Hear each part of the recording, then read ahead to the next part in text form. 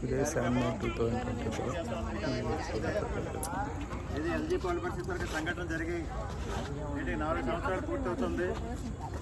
ఆ సందర్భంగా ఈ ఇన్సిడెంట్లో చనిపోయిన వారికి నివాళులు అర్పిస్తూ కొవ్వొత్తుల ర్యాలీ నిర్వహించాలని ఒక కార్యక్రమం మన వెంకటాద్రి గార్డెన్స్ వెల్ఫేర్ అసోసియేషన్లో ఏదైతే విక్టిమ్స్ అసోసియేషన్ ఏదైతే ఉందో మనం నిర్ణయం తీసుకున్నాం.